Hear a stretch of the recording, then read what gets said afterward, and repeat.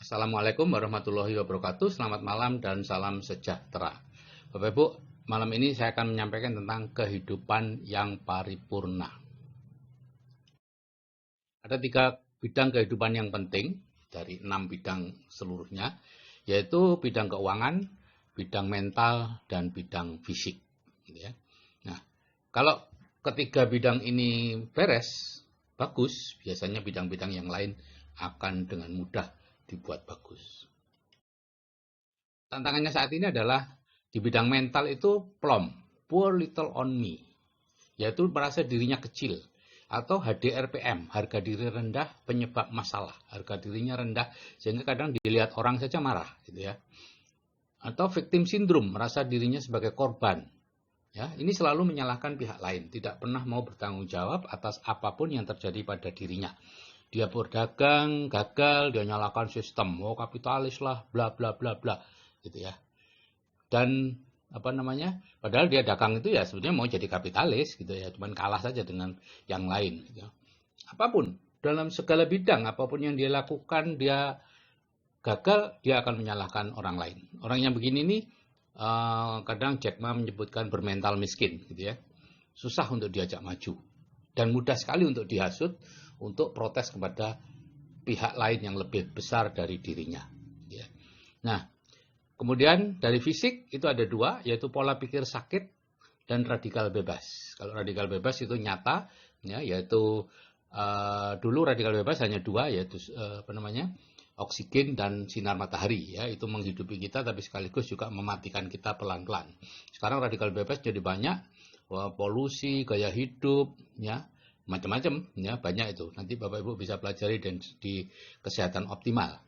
Nah, kemudian pola pikir sakit ini adalah pola pikir di mana dia merasa selalu dirinya sakit, ya, merasa sakit ini, jantungnya yang sakit atau apanya yang sakit. Ke dokter A dinyatakan tidak sakit, marah-marah, dokternya dianggap bodoh. Ke dokter B tidak sakit, marah-marah. Kemudian ke dokter C dan dia cerita dokter A begini, dokter B begini, ya dokter C sebagai manusia, ya dokter pun manusia, daripada nanti dibodoh-bodohkan, ya udah dicarikan aja penyakitnya. Oh ya, ini memang ada penyempitan, ini perlu dioperasi, perlu dipasang ini, perlu dipasang itu, dan sebagainya.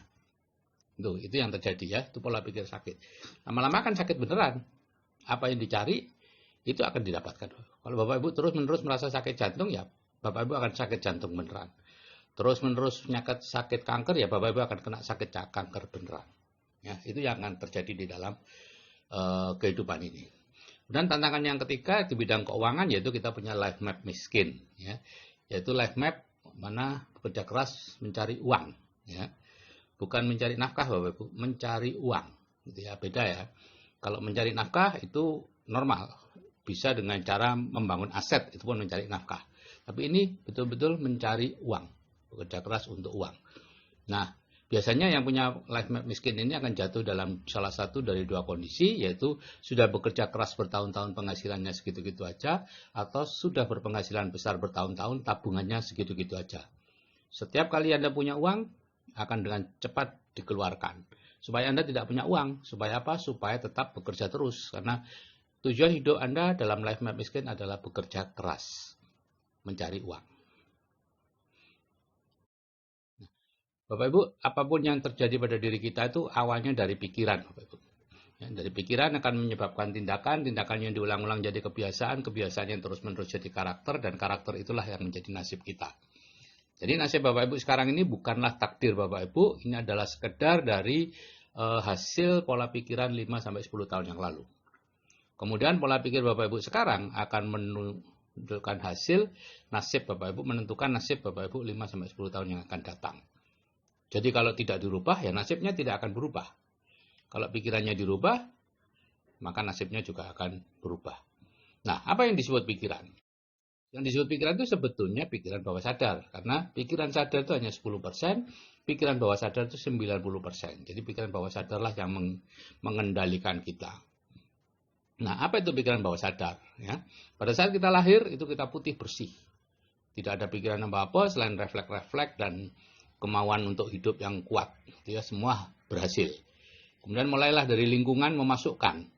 Sampai dari 0 sampai 7 tahun semua diserap Bapak Ibu. Apapun yang masuk diserap dengan dengan kesimpulan yang ada. Melihat Bapak Ibu bertengkar, menyebut-nyebut uang, dianggapnya uang menyebabkan masalah.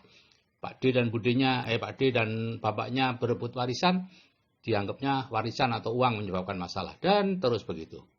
Dan mulai umur 7 tahun sampai umur 13 tahun terbentuklah filter atau reticular activating system akhirnya. Ya. Filter itu jadi di usia 13 tahun dan sempurna di usia 18 tahun. Nah, data di filter di-download saat kita tidur. Selama ada di filter, data itu diserang untuk dilikuidasi. Sehingga akhirnya yang cocok adalah mereka yang disedot, yang di-download itu yang cocok dengan yang di bawah sadar. Nah, karena yang di bawah sadar itu diperoleh dari 0 sampai 7 tahun, sebetulnya kita itu, bawah sadar kita itu berisi pokok-pokok pikiran anak umur 7 tahun.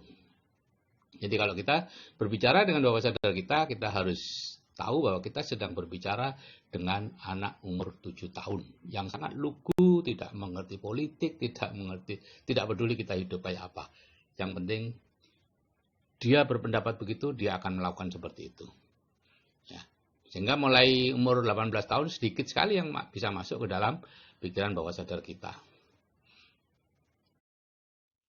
Sehingga Bapak Ibu kadang-kadang kita meminta A, dapatnya B. Minta banyak uang, dapatnya banyak utang. Minta sehat, dapatnya sakit. Kenapa? Ya, karena ini Bapak Ibu, yaitu yang dikabulkan itu bukan keinginan kita, tapi kebutuhan kita. Apa yang kita butuhkan, bukan apa yang kita inginkan. Nah, sekarang bagaimana membuat keinginan kita itu menjadi kebutuhan, dibaca sebagai kebutuhan. Nah, keinginan kita itu adalah apa-apa yang ada di pikiran sadar. Ibu ingin mobil, ingin yang kadang hilang, kadang muncul, ya, angen-angen itu ya. Itu hanya 10%. Jarang yang bisa terpenuhi.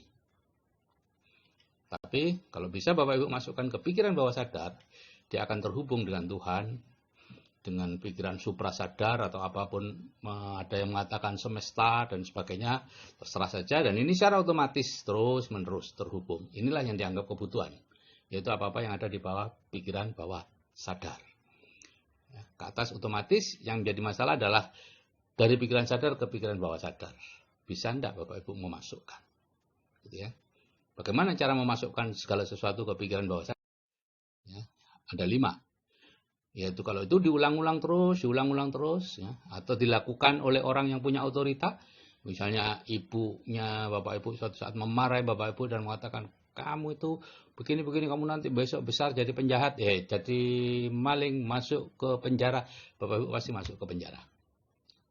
Karena dilakukan oleh orang yang punya otorita dengan emosi biasanya, kemudian masuk ke pikiran bawah sadar, yaitu akan menuntun ke Bapak Ibu ke penjara. Tidak tahu bagaimana caranya. Ya. Nah, 30 menit sebelum dan sudah tidur, sehingga kalau kita tahajud biasanya kita akan dapat. Dan meditasi, hipnosis, itu pun bisa masukkan kita ke sesuatu kepikiran bawah sadar. Nah, kami di grup WA Building the Dream itu punya senjata rahasia, yaitu 2 audio terapi bawah sadar. Ya. Yang satu memiliki penghasilan pasif 100 juta sebulan, yang satu kehidupan dengan penghasilan 100 juta sebulan. Dan ini adalah dimasukkan ke bawah sadar sehingga menjadi kebutuhan. Inilah yang kemudian dibaca oleh alam dan akhirnya Tuhan akan menuntun kita menuju ke penghasilan pasif 100 juta dengan cara-cara yang jauh lebih efektif dibandingkan kalau kita cari sendiri. Gitu ya. Dia akan mencarikan jalan yang paling cepat, paling mudah, paling harmonis untuk kita mencapai tujuan kita. Yaitu sesuatu yang dibaca sebagai kebutuhan kita. Karena terus-menerus. Kita sendiri sudah lupa. Makanya saya katakan dengarkan 21 kali dengan benar, kemudian lupakan. Kalau bisa dengan cepat mendengarkannya. Ya, sehari berapa kali terserah. Kemudian lakukan internalisasi dengan hadir di seminar inspirasi yang ditunjuk dan mendengarkan CD-CD inspirasi itu di program lanjutan. Ya. Dan saya tidak menjual seminar Bapak Ibu, saya sendiri ikut seminar ini dan berapapun Bapak Ibu ikut seminar ini, berapa orang pun Bapak Ibu, saya tidak mendapatkan bonus atau potongan harga atau diskon atau apapun dari panitia. Ya. Jadi ini hanya seminar yang saya ikuti selama 14 tahun ini dan saya anggap seminar yang terbaik dan yang bisa mengubah kehidupan orang. Karena itu yang saya bisa lihat. Kemudian untuk CD-CD inspirasi akan saya bagikan secara gratis di grup. Nah, hasil akhirnya adalah kalau kita sudah punya mental positif, karena selalu hadir di tengah-tengah orang yang berpikiran positif, Kemudian kita punya fisik sehat optimal karena tahu cara mengatasi radikal bebas dan lain-lain ya. Nanti diajarkan itu di CAA, di grup CAA. Kemudian kita secara keuangan sudah menjadi kaya sejati, yaitu memiliki penghasilan pasif yang lebih besar dari biaya hidup kita. Maka dengan mudah kehidupan kita akan disempurnakan. Yang disebut sebagai kehidupan paripurna, yaitu di bidang keuangan, keluarga, fisik, mental, sosial, dan spiritual seimbang.